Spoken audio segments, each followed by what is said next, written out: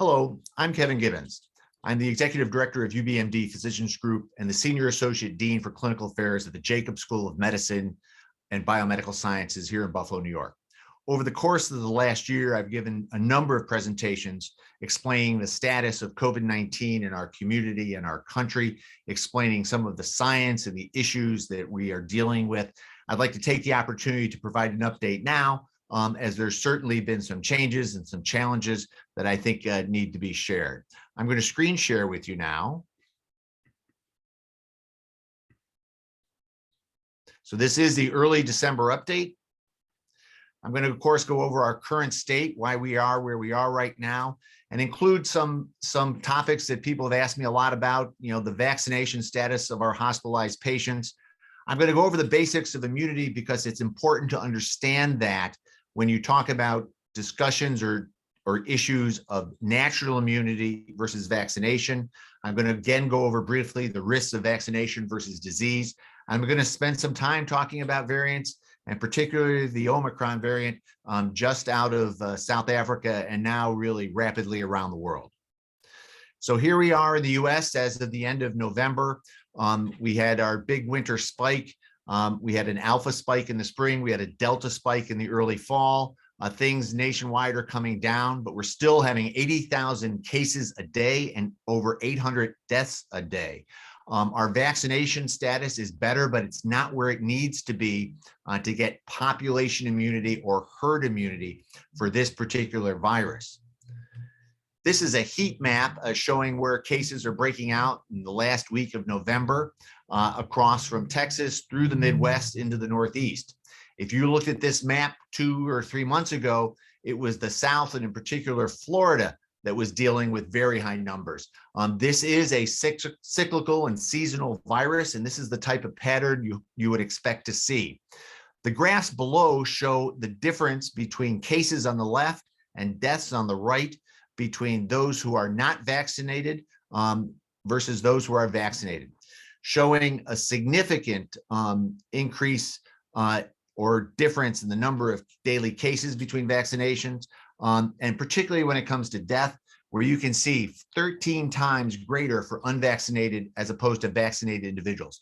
And realize that number was even greater a few months ago if you were to do that measurement there. It would have been 30 times higher for unvaccinated versus vaccinated individuals. So here we are in Erie County. We have over 60 new cases per 100,000 per day. We're more than twice the US average and twice the state average. New York City, which is open for business, although masking required and proof of vaccination to walk into a restaurant, we're 3 times worse than New York City right now in terms of new cases. That map I showed before the US showed things were just sort of going along steady with the Delta variant. But here in Western New York, we're seeing a tremendous spike in cases, just as we did last November. But this acceleration in cases is likely going to be greater than what we saw last year. So between deaths and between hospitalization, or between the number of cases and deaths, there are the patients who get admitted to the hospital. My previous presentations went over in great detail what we need to do to prevent the hospital system from being overrun so that we can take care of patients who need our care, whether it's taking care of tumors, victims of motor vehicle accidents, strokes, et cetera. So way back when in the spring of 2020, here's our peak of hospitalizations then. Just under half of our patients required ICU care. Here's our November peak last year through the holidays. Happily, fewer patients needed ICU care and mechanical ventilations. That's these lower 2 lines. Then we had our spring alpha peak. We then got to a low point in June. Kaleida Health at one point in June had 1 patient with COVID admitted to it. Today, we're up into the 120, 130 range. Our peak in January was 210. We're hoping we don't get there. But this trend here in the last few weeks is very worrisome. So the vaccination rates in Erie County, I mentioned before, 75% of adults in Erie County are vaccinated. But vaccination in the United States is not evenly distributed, unlike most other countries. We have significant pockets of non-vaccinated patients, individuals. So when you go to Allegheny County, over half of the adults have not been vaccinated yet. And when a virus as transmissible as the Delta variant and now the even more transmissible Omicron variant hits, if you are not vaccinated, you will get an infection. So I'm often asked about the vaccination status of patients who are admitted to the hospital. And for the last year, I've been able to say that between 10 to 20, 25% of patients admitted to the hospital have been vaccinated. These are the, quote, breakthrough infections. Now, this is a complicated slide, but there's a lot of information on it.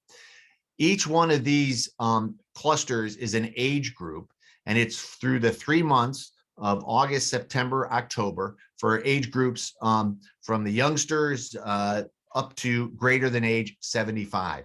And you can see for all of these groups, the majority of patients have not been vaccinated, except for our 75 and older, where the majority of patients admitted to the hospital have been vaccinated. This is in part because their immunity has waned. These were the first people to get vaccinated, and these are the people who now need booster shots.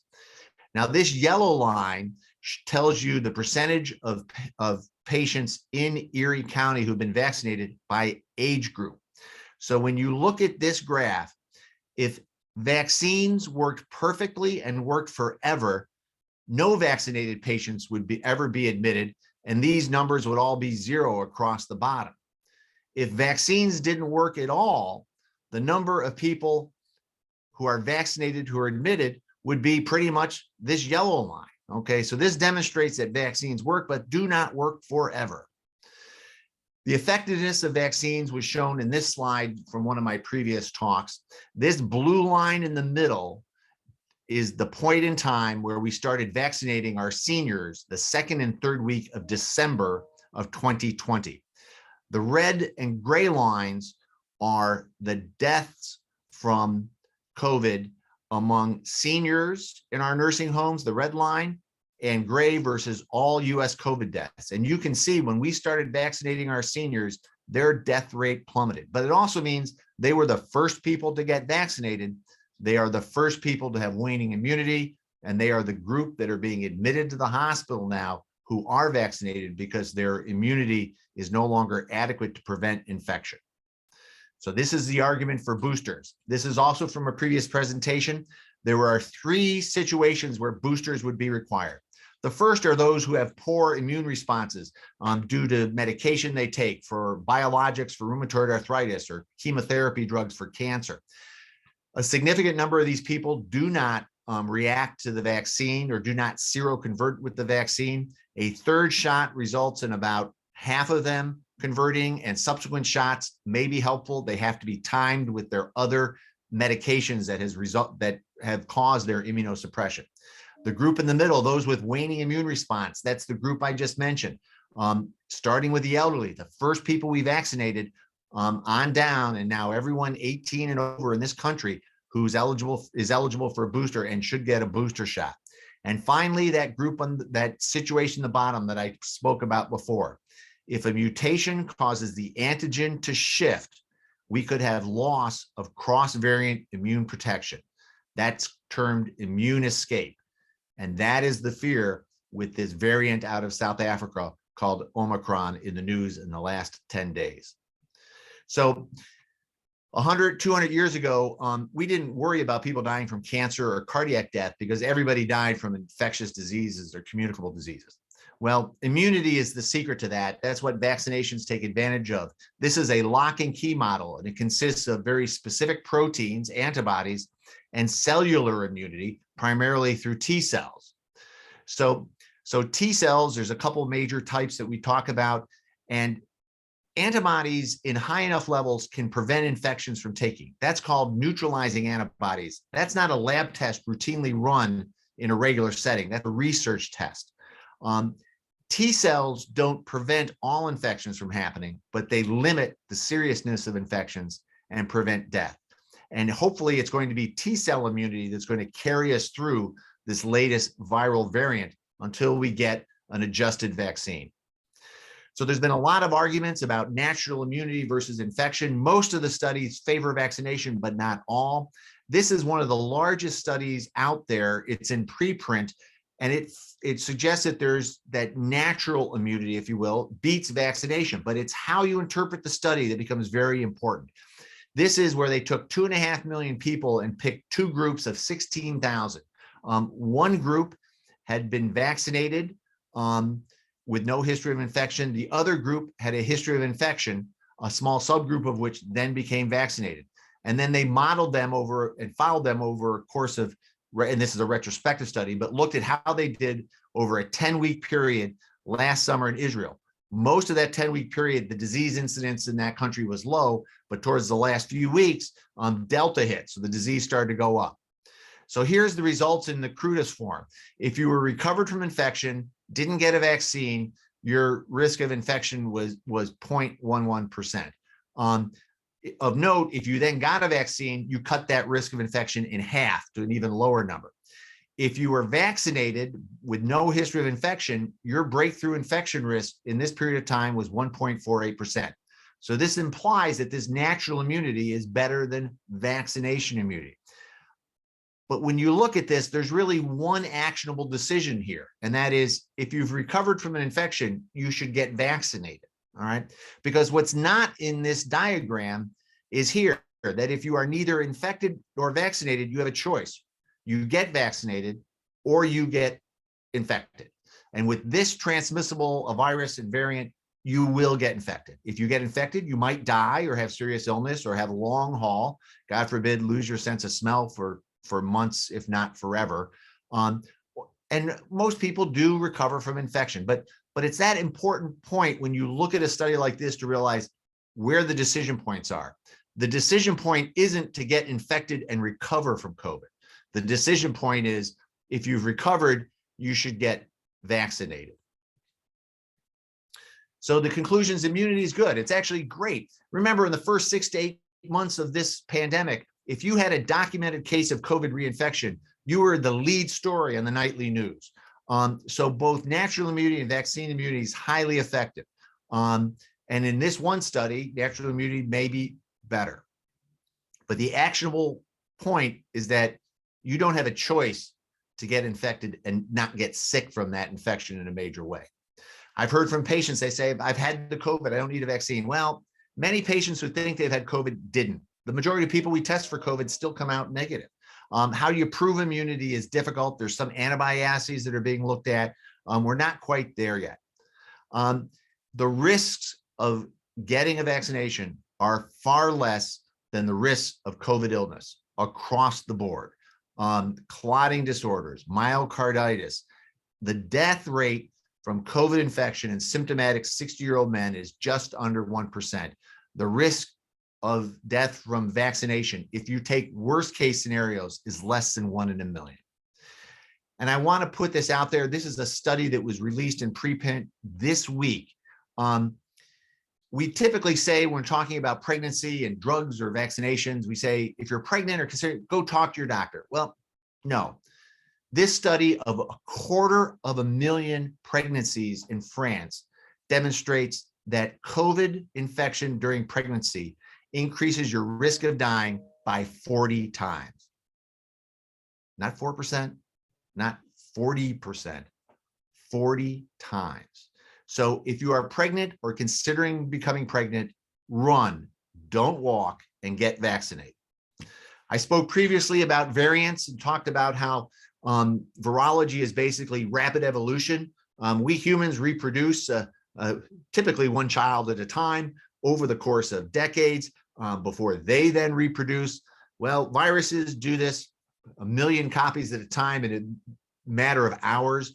And so mutations can occur. Mutations that confer an advantage become variants. And if they have particular features, they can become a variant of concern. This slide shows a variant map from England earlier this year when the alpha in blue was replaced by delta in red. And we were impressed by the slope of how quickly red took over as you went further and further along this axis, which is basically the calendar. Well, Here is where we are with this variant out of South Africa, the B11529, or now called Omicron. This blue slope is almost a straight line up. And it tells you how overwhelmingly infectious this is. So it's interesting. They saw a rapid uptick in cases. Tests for COVID with spike protein were often negative. Well, that's because the spike protein has changed. There's over 30 mutations in the spike protein. And so this was confusing, but very quickly they realized this is COVID, but with a slightly or significantly different spike protein. Well, the concern is that doesn't only screw up our tests, that can screw up our immunity, whether it's from vaccine or prior infection. So it's important to realize this is all preliminary. This is all anecdotal almost. The first case was seen November 11th. It went from undetectable to 90% of the cases in one of the provinces in South Africa. The population in South Africa was only 20 to 25% vaccinated. It has the greatest percentage of HIV patients in the world. So immunosuppression, that's a setup for mutation. Young patients do seem to be affected, which was unlike the original presentation of COVID. It seems to be less severe disease so far, but it's still early. Interestingly, patients present with flu-like symptoms, fever and aches, but not loss of taste or smell, which was a very predominant symptoms of the original infections. The concern, the number of mutations in the spike protein suggests that immune escape is possible, particularly regarding antibodies. It is hopeful that cellular immunity will hold against this variant. We are looking at how quickly a modified booster shot to the new variant can get delivered. And we will see over the next couple of weeks whether severe illness follows this infection from this new variant. So the new variant's getting attention, but guys, Delta is here. It's killing 800 people a day in this country. It is filling our hospitals in Western New York, still mostly with unvaccinated individuals. So this is the problem immediately before us. It is preventable with vaccination and boosters. It's avoidable with masking and social distancing. I'm not calling for a lockdown. I'm asking people to take the smart steps to protect themselves and their family.